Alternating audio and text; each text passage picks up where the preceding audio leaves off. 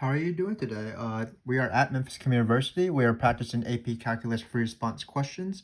And today will be the first of 10 where we're going to be doing particle motion practice. So again, in this series, what we're going to do is we're going to slowly progress the difficulty of these free response questions. So that it's going to be difficulty 1, 2, 3, 4, all the way up to 10. And slowly and slowly we will try to improve. But for now, today is difficulty 1. This is the first video in the series. So it should be pretty easy. Basically, it's just going to be knowing the rules and applying the rules correctly. Let me just talk a little bit about particle motion fricks in general before I start that. So usually particle motion fricks, while the material is covered on both the AB and the BC exam, usually it's only on the AB exam because on BC there's a particle motion equivalent called parametric, which usually replaces the particle motion fricks. So sorry about that. So usually this is an AB exam, but even if you're in BC, obviously, hopefully some of this stuff is still useful to you because you can see this material and the multiple choice questions, of course. Also, there's particle motion questions that are presented in tables, where, like, for example, you'll have a table of velocity. But those free response questions, I categorize those as table questions. And just like in this series, I do have a table free response question playlist where I go from difficulty 1 to 10, and about half of them are particle motion questions in that playlist if you want to check that out. But on the AB exam, particle motion does appear probably 3 in every 4 years or so, so it is a pretty common AP exam topic. So for these questions, I think that they're actually the easiest AP exam topic when they are on the AB exam, if it's calculator. That's a big stress. So if it's calculator, the calculator will do a lot of the work for you, and all you have to know is how to set up all the questions and whether to take a derivative or whether to use velocity or acceleration or both or something like that. And hopefully this video series will allow you to understand when to do what. But when it's non-calculator, unfortunately, the fricks do become quite a bit harder. That's why in this series, when we go from difficulty 1 to 10, I think the first half will be calculator questions, and then the last half will be non-calculator questions. But let's get to it. Let's start this question again. This is difficulty 1, so hopefully I'll try to explain the rules as they come up, especially the last one. But again, particle motion is not the hardest thing because if you just know the rules and how to correctly apply them, it's not usually very difficult to apply them, especially when you have the calculator. So let's take this free response question. None of these words are super relevant, except, of course, that this is the velocity in this given question. On these AP exams, usually they give you the velocity as opposed to position or acceleration as the given, because you are allowed to take derivatives, of course, to find acceleration. You're allowed to take integrals to find position. So usually they give you the middle one, velocity. Then they'll often say something like the final sentence, at a certain time, the particle is at position x equals -3. You'll see why that is needed in the future as we do these free response questions, but hopefully you know that this is actually for Fundamental Theorem of Calculus. So when we do the Fundamental Theorem of Calculus formula, we will be using this back. It's nice to be able to recognize, oh, even from the givens, before I even start reading the questions, I know that I'm going to have to do Fundamental Theorem of Calculus somewhere, and this is where it's going to be. So basically, when we do the Fundamental Theorem of Calculus, the answer will be this value, -3 plus the integral, and we won't have to do the integral because we have a calculator. So let's get going. I will point that out when we get there. But for the first question seems pretty easy. It just find the acceleration of the particle at t equals 4. Of course, acceleration of the particle is the same thing as the derivative of the velocity. And because we have a calculator, we can just type everything in, and the calculator will do the work for us. You don't even need to take the derivative. I recommend my students not to take the derivative and plugging in the number. You're probably more accurate with a calculator than you are with your hands and brain, as I am. So yeah, I don't trust when I do calculations with my brain, and so I would just recommend using the calculator, as we're about to do. So in order to do this, first you want to check if your calculator is in radians, because we have trigonometry, and the AP exam requires your calculator to be in radians. So if you have it here, 84 and 83, what you do is you hit math right here. So math is right here.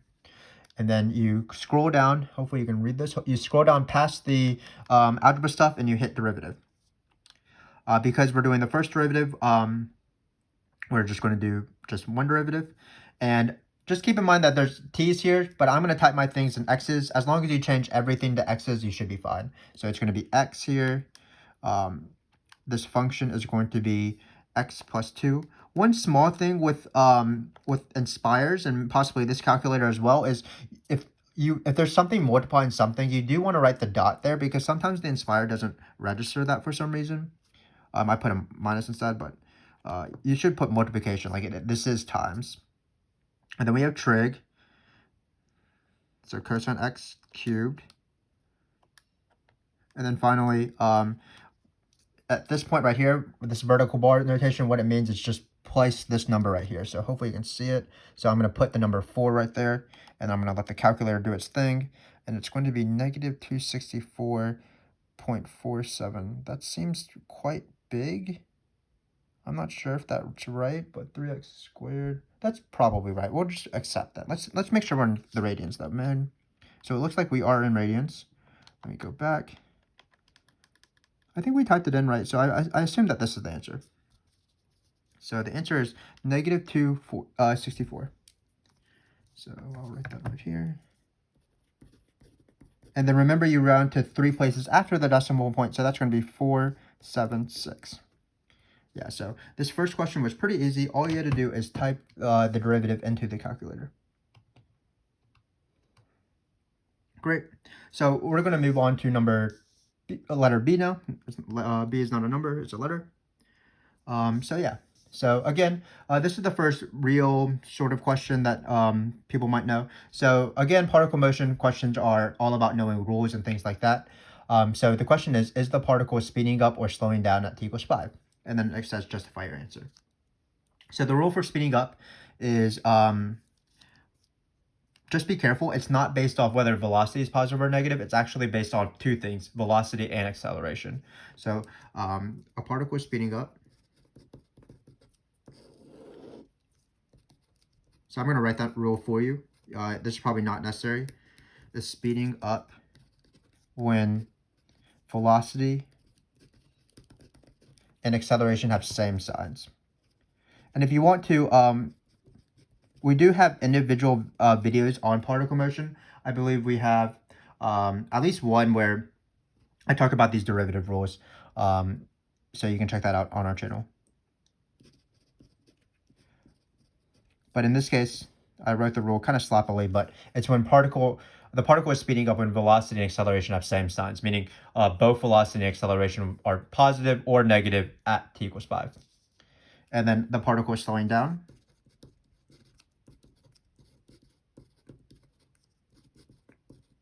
And the opposite of this, which is when velocity and acceleration have different signs.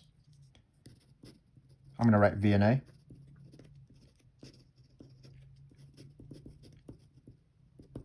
So again, once you know this rule, it's not that hard to apply this rule. All we're going to do is we're going to plug in 5 into velocity and then 5 into the acceleration of velocity. But again, you don't have to do any of that. Your calculator can do it for you.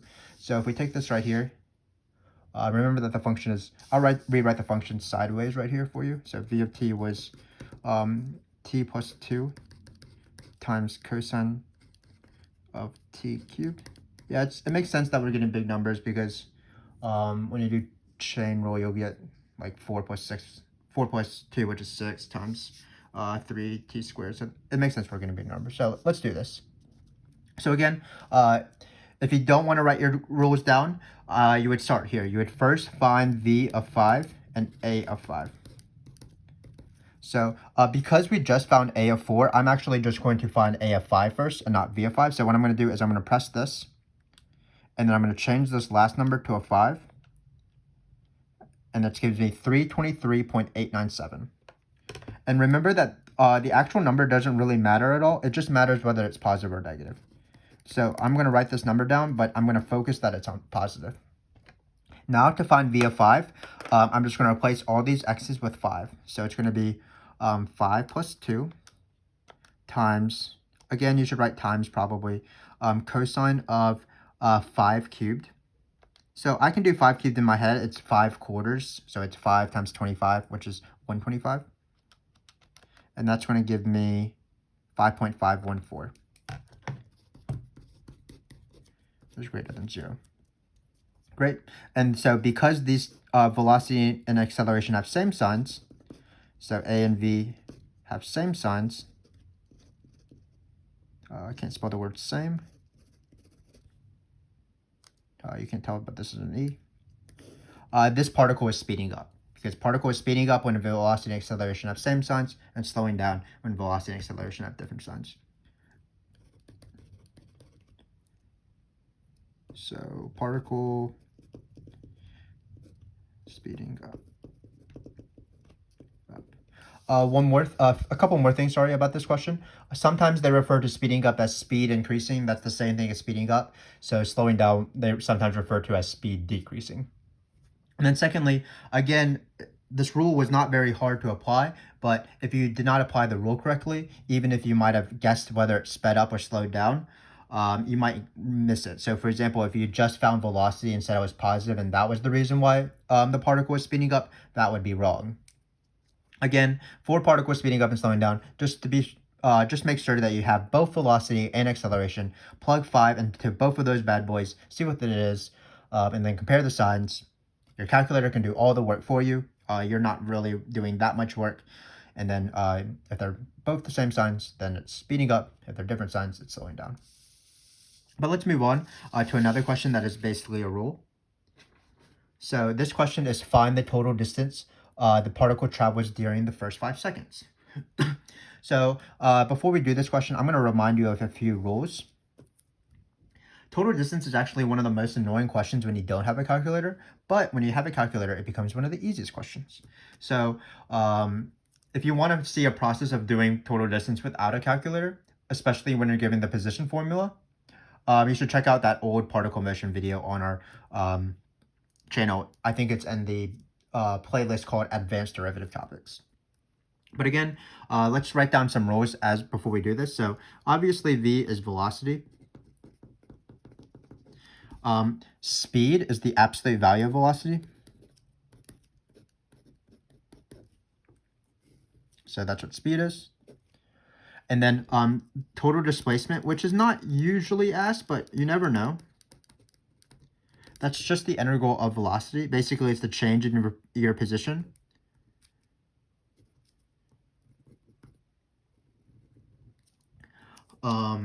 It's just the change in your position.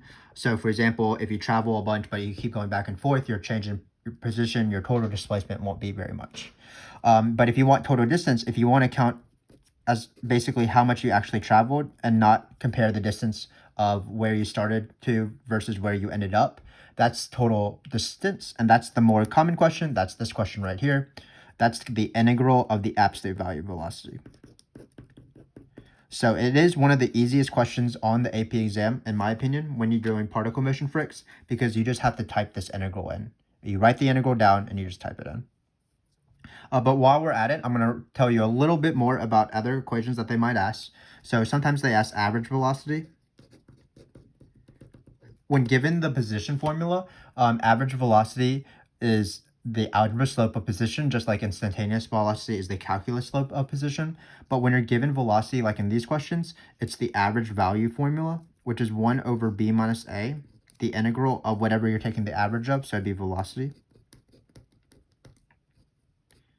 And similarly, I haven't seen them ask average speed very often. Perhaps 1 year they ask average speed, but average speed is a similar formula. It's 1 over b minus a times the integral of the thing you're taking the average of, which more importantly, speed is the thing we're taking the average of, so we're going to put the absolute value of velocity. Because again, absolute value of velocity is speed. So these are the rules that are relevant in terms of speed and velocity and total distance. But in this case, all we had to do is we had to do total distance. So I'm going to do it in this little box right here on the side, because that's all the space I need. So for this question, again, total distance is the integral of the absolute value of velocity. The first 5 seconds gives us the endpoints that we need. Just to be sure, The first 5 seconds means 0 to 5. This is the interval that we're going to include. Maybe we should put a closed interval, because obviously the time starts at 0 and then it goes for 5 seconds, so it's 0 to 5. For example, it's not 1 to 5 that some students mess up. So this is total distance. That was a C, but I can make it more clearly. So again, all you have to do is you just have to write 0 to 5. You don't even need to write out this velocity formula. Remember that the velocity is t plus 2 times cosine of t cubed, because the AP exam presented you with velocity, so you can just write absolute value of velocity. So all we have to do is we have to type this in, and we don't actually have to write out the entire velocity because they gave it to you, so they know what velocity is. But of course, when you type it in a calculator, you do need to plug in what actually velocity is, because the calculator doesn't know what velocity is, only you and the presenters of this question. So again, all we have to do is just type it in, so it's not too bad of a question. How to do that is you go to math, integral. Our numbers or limits of the integral, the lower limit is 0, the top limit is 5. And now we are doing, we're going to put the absolute value of velocity. So the only thing that some students do wrong, let me tell you, is that they'll put velocity in here instead of the absolute value of velocity. So they would be finding total displacement as opposed to total distance. Another mistake that some students have done in the past is they'll put velocity here, and then they'll press enter, and then they'll take the absolute value of the entire thing. But that's technically wrong, because the total distance formula is the integral of the absolute value of velocity, not the absolute value of the integral. So notice the integral is on the outside, the absolute value is on the inside. If you are trying to find the absolute value of the integral of velocity, you're just finding the absolute value of total displacement, which is not the same thing as total distance. So in this case, we're going to start typing in absolute value in these parentheses right here. So how to do that is on the 84, it's pretty easy because you can go down to second catalog, and it's the first thing because ABS is pretty early in the alphabet. ABS standing for absolute value. Notice it changes it automatically to absolute value bars for my convenience, and then I'm just going to type in velocity. So here was velocity again. So it's going to be, I'm going to again use x's because I can, as long as I write dx at the end. Cosine of x cubed outside. I'm getting slightly better at using the calculator, I think. How many parentheses do I need? I need at least one. I don't know why there's the second parentheses after the x cubed, so I might delete that one. So let me see if I have it right. Yeah, so it's just x plus 2 times cosine of x cubed, and then here's the closed absolute value. At the very end, I need to write dx because I chose x as my variable. Sorry about that. I'm going to hit enter. Let the calculator do its thing. This calculator is named Freddy, I believe. Freddy is my friend. I believe in him. Oh, it's struggling maybe because this number might be massive.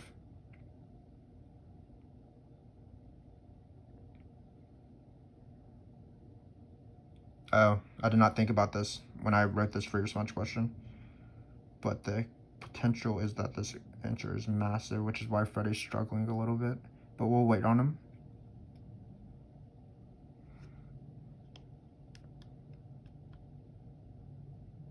Zero to 5 cosine 5 plus 7. That shouldn't be too big of a number because we're not taking derivatives. But let me just remind you of what we did here as Freddy works. And if Freddy's not able to do this, we might just write but not evaluate this integral. But again, for a total distance question, you want to find the integral of the absolute value of velocity. And for total displacement, integral of velocity. Sometimes they ask average velocity, which is 1 over b minus a times the integral. And sometimes they ask average speed, which is 1 over b minus a times the integral of the absolute value of velocity. I don't think our friend Freddy here will be able to do this integral in time because the number might be too massive for it. But is it that big, actually? I don't think it's that big. I'm kind of confused about Freddy right now. Maybe I'll second off it or quit it. I'll just let Freddy try again.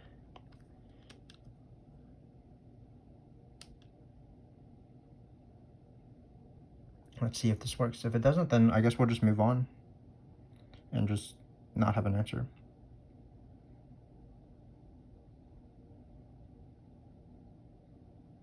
I'm going to let Freddie run here, and if Freddie eventually finds the answer, we're just going to write the answer. If not, this is just how you would do the question. I think you would, whatever Freddie says is the answer, I'll just put right here. So let's move on to the more important question as Freddie works. And this is finding the position of the particle at t equals 2.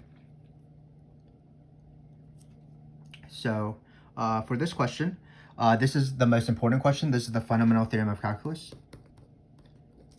So I'm going to talk about the setup first, and then we will do the answer.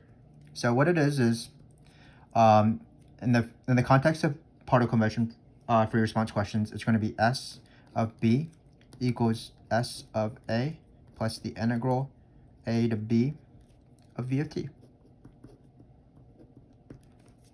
So in this question, how do you set this up? Well, A is going to be my given time. S of A, which unfortunately is written as X, but really it's almost like a Y value because it's a function value. This is the given position. So I like to set it up where time is, the given time is on the bottom of the integral. The given position is added. B is the want time. So in this case, the time would be 2.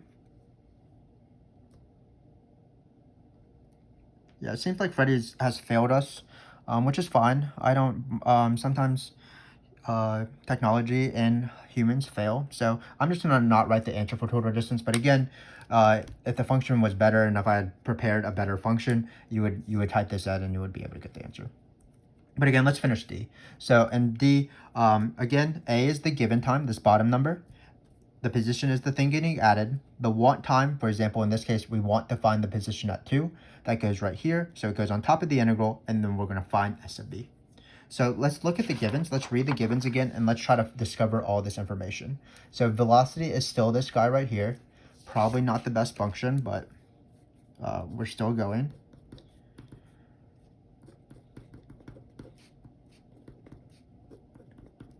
So this is my velocity formula. That was a given. We've used this velocity formula in every single question. Now we're going to try to decide basically which one is A and which one is S of A. So just be careful. Again, because position, even if it's denoted as an X, is actually the dependent variable. The independent variable is actually time because we're plugging in times into either velocity, acceleration, or position. The given point here is actually 0, 3. Or if you want, you can say A and S of A, when we do fundamental theorem of calculus, is 0, 3. So in this case, the given time is going to be A, and then the given position will be 3. So let's set that up. We want to find S of 2. It's going to be 3 because that's S of 3, because our given point, the Y coordinate, the position is 3. And then the given time is on the bottom, so that's 0. And then the want time is on top, which is 2. And then we're going to write our velocity. One thing to keep in mind is that sometimes the smaller number is on the top. That's actually fine in this case, especially when you have a calculator, because the calculator, if he's not being shy like Freddie is right now, the calculator will be able to type the answer for you. You don't have to flip the integral and negate it to make sure that the bigger number is on top.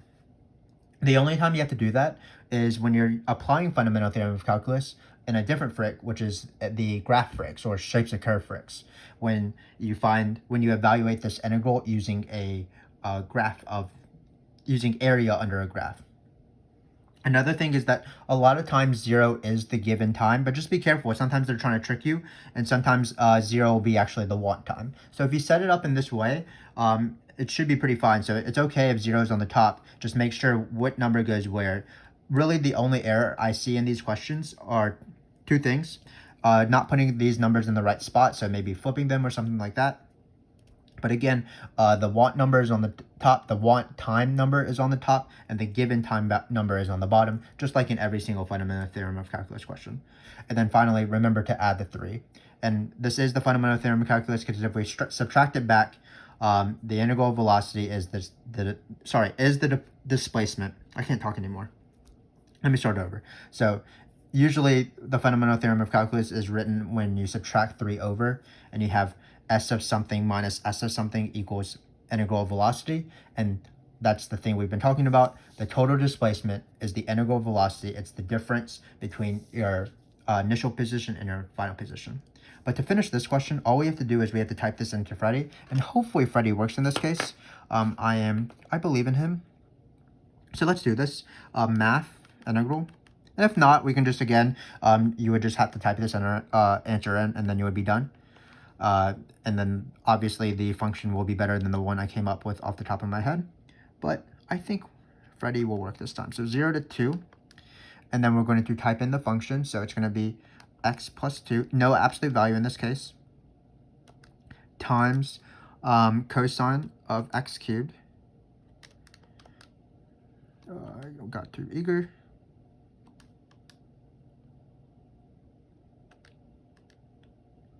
I don't know why there's always a second parentheses.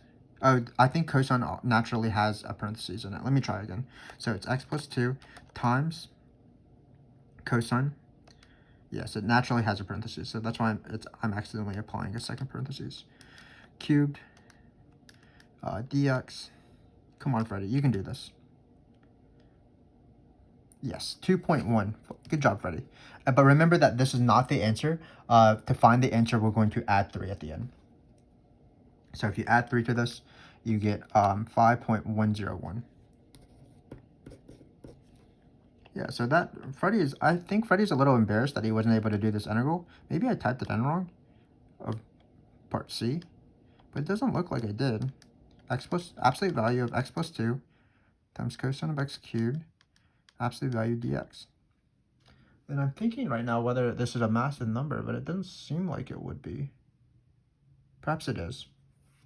But anyway, that's the end of this free response question. Let me go over each of the parts real quick.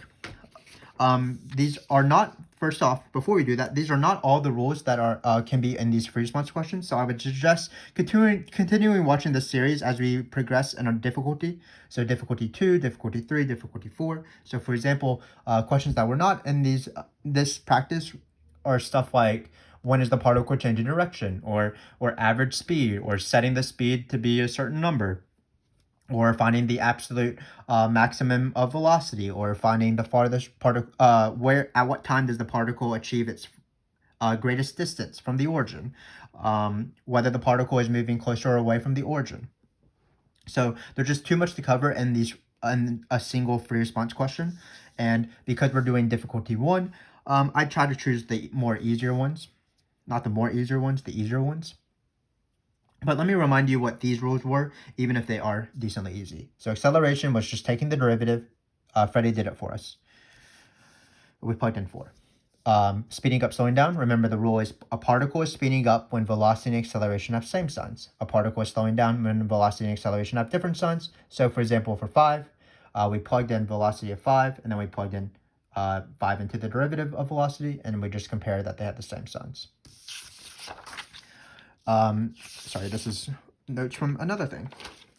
So for part C, I mentioned a bunch of rules, but if you're just doing total distance, it is the integral of the absolute value of velocity.